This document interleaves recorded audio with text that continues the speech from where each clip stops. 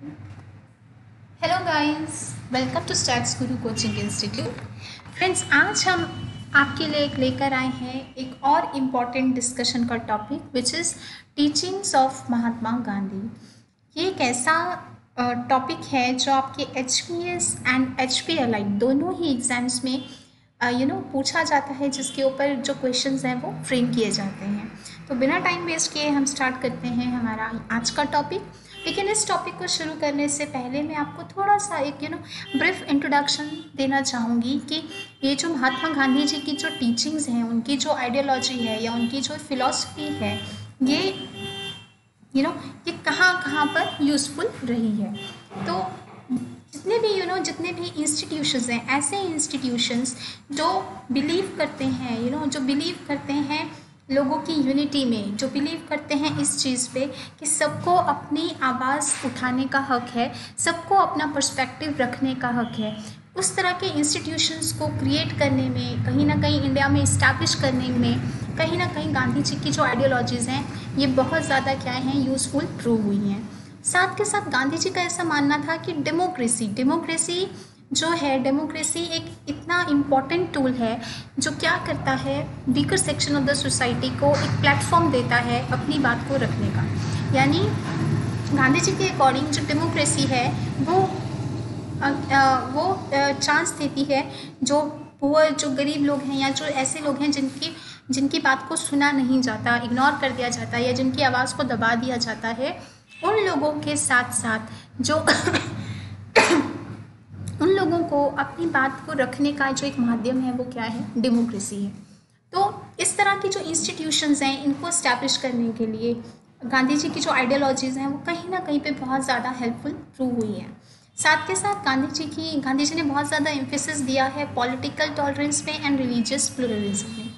अगर हम बात करें कि गांधी जी की जो थॉट प्रोसेस है, गांधी जी की जो फिलॉसफी है, उसके 4 इंपॉर्टेंट पिलर्स कौन कौन से हैं, तो हमेशा से ही वो रहे हैं truth, non violence, Sarvodaya and Satyagraha. अब अगर हम बात करें कि किस तरह से जो गांधी जी की फिलॉसफी है या आइडियोलॉजी है वो आज के कॉन्टेक्स्ट में, आज के दौर में, आज के युग में कितनी ज़्यादा रिलेवेंट है, तो डेफिनेटली जो गांधी जी की फ़िलॉसफी है वो कहीं ना कहीं जितना भी जो मानवता है उसको कहीं ना कहीं बचाए रखने में उसका बहुत बड़ा हाथ है। अगर हम गांधी जी की फ़िलॉसफी के 2 इम्पॉर्टेंट पिलर्स की बात करें, ट्रुथ एंड नॉन वायलेंस, तो ये दोनों ही कहीं ना कहीं मानवता को बचाए रखने में क्या है, एक इम्पॉर्टेंट रोल जो है वो प्ले कर रहे हैं। साथ के साथ गांधी जी की टीचिंग्स उन हर जगहों पे वैलिड हैं जहाँ पे लोग क्या हैं, किसी के लालच का शिकार होते हैं, वायलेंस का शिकार होते हैं, ठीक है, या कहीं ना कहीं लोग जहाँ पे करप्शन का शिकार होते हैं, तो कहीं ना कहीं पे गांधी जी की जो आइडियोलॉजीज़ हैं वो हेल्प करती हैं लोगों को इन चीज़ों से बाहर निकलने में, इन चीज़ों से बचने में, या इस तरह का एक कंडक्ट शो ना करने में। बहुत सारे जितने भी बड़े बड़े लीडर्स हुए हैं वर्ल्ड में, जैसे मार्टिन लूथर किंग हो गए, नेल्सन मंडेला हो गए एंड ऑन्ग सैन सूकी हो गए, तो ये बहुत, इंक्लूडिंग दलाई लामा, तो ये जितने भी बड़े बड़े लीडर्स हैं, इनका मानना है कि गांधी जी की जो फिलॉसफी है, गांधी जी की जो टीचिंग्स हैं वो एक अच्छे नेशन की डेवलपमेंट के लिए बहुत ज़्यादा ज़रूरी है अडॉप्ट करनी।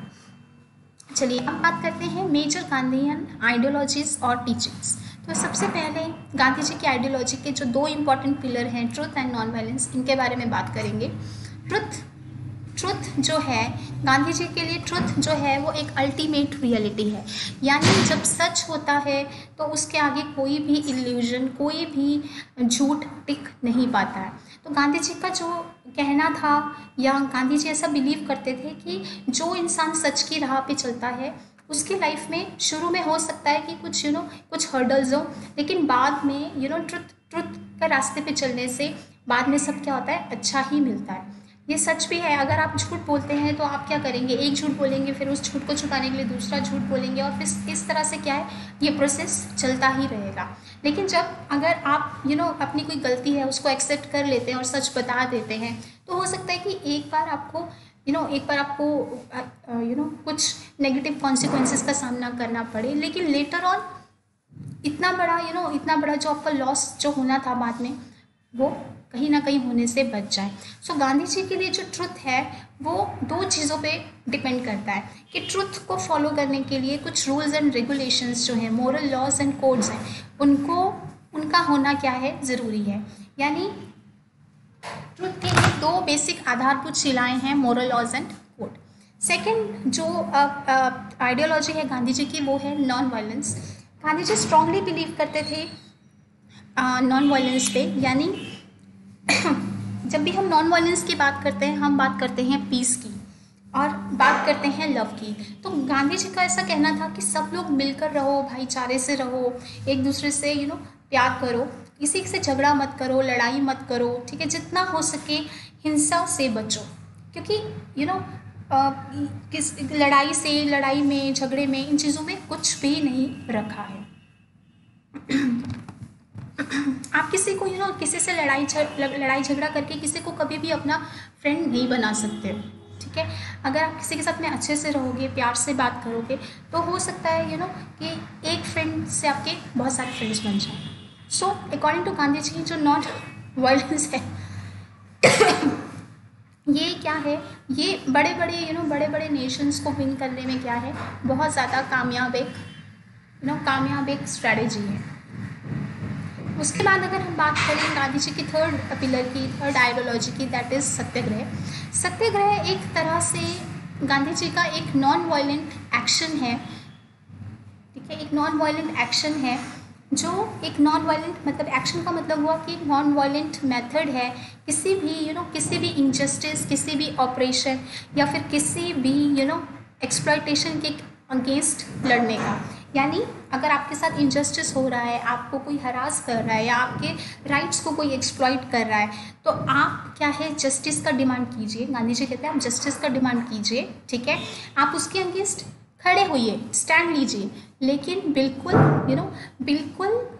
नॉन वायलेंट तरीके से, मतलब लड़ाई झगड़ा करके वो प्रॉब्लम सॉल्व नहीं होने वाला है, ठीक है। दूसरा, गांधी जी के लिए सत्याग्रह एक और मेथड है लोगों के राइट्स को सिक्योर करने का, कि अगर आप अपने राइट्स को सिक्योर करना चाहते हैं, ठीक है, तो सत्याग्रह फॉलो कीजिए।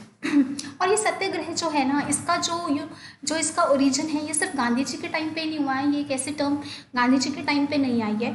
अगर हम बात करें तो सत्याग्रह की हम बात करते हैं, उपनिषद में भी हम इसके बारे में पढ़ते हैं, बुद्धा की महावीर की टीचिंग्स में भी कहीं ना कहीं सत्याग्रह के बारे में बात की गई है।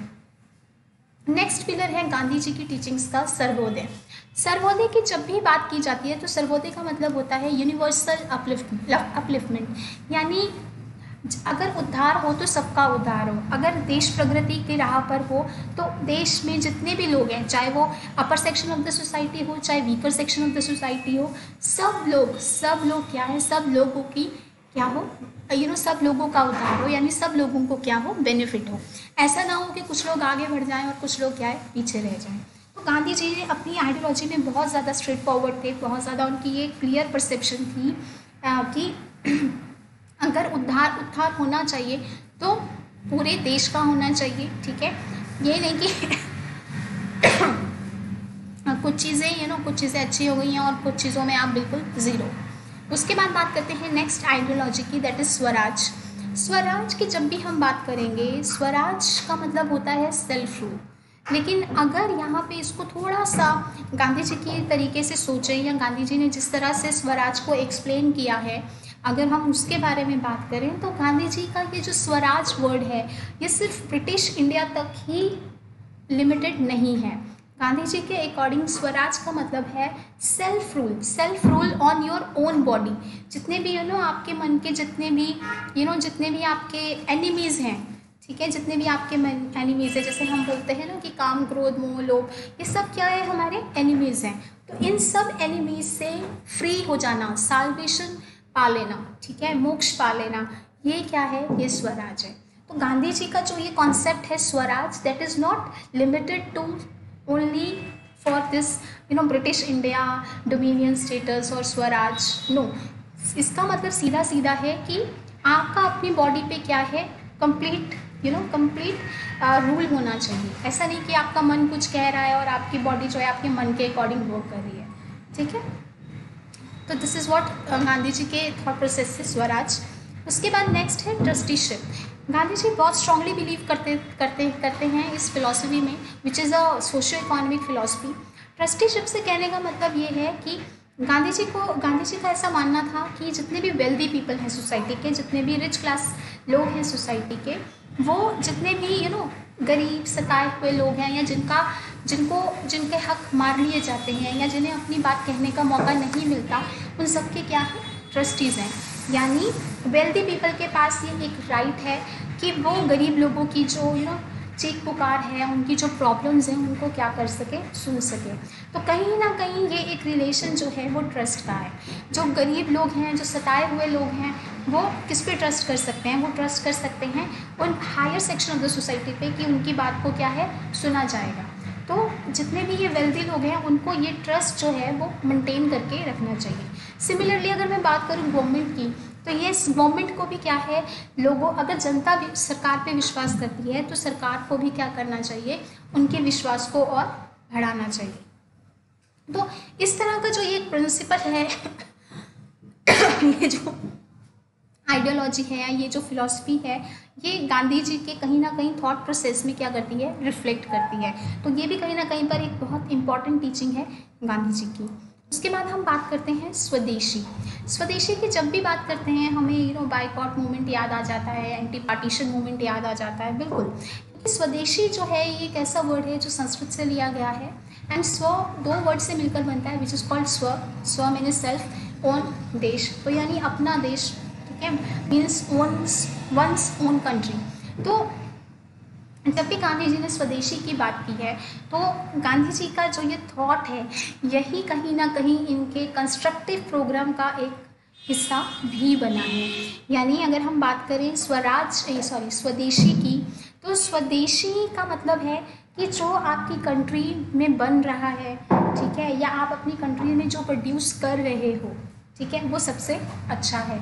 अपनी कंट्री को क्या करो, प्रमोट करो। तो गांधी जी का जब स्वदेशी मूवमेंट, गांधी जी का तो नहीं, पर जब स्वदेशी मूवमेंट स्टार्ट हुआ था, तो वहाँ पर भी क्या था, एक ये आइडियोलॉजी थी कि जो हमारे जितने भी फॉरेन प्रोडक्ट्स हैं, फॉरेन इंडस्ट्रीज़ हैं, फॉरेन टेक्सटाइल मिल्स हैं, उनको क्या किया जाए, उनका बाइकआउट किया जाए, और ज़्यादा से ज़्यादा चीज़ें जो हैं वो अपनी कंट्री में क्या है, बनाई जाए, ठीक है। और इसी के साथ कहीं ना कहीं गांधी जी का ये चरखा और ये कहीं ना कहीं फेमस हो गया, और साथ के साथ गांधी जी का कंस्ट्रक्टिव प्रोग्राम भी इसी थॉट की देन थी। तो फ्रेंड्स, ये थी गांधी जी की इम्पॉर्टेंट टीचिंग्स, जिससे बहुत कुछ सीखने को मिलता है, और अगर हम इनको अपनी लाइफ में भी इम्पार्ट करें, तो लाइफ जो है एक बहुत अच्छे तरीके से क्या हो जाती है, चेंज हो जाती है। तो इन टीचिंग्स के बारे में इन डिटेल डिस्कशन करेंगे हमारी नेक्स्ट वीडियो में। अगर आपको ये वीडियो अच्छी लगी हो तो please like, share and subscribe our YouTube channel. साथ के साथ आप डाउनलोड कर सकते हैं stats guru e tutor app. That's all for the day. Thank you.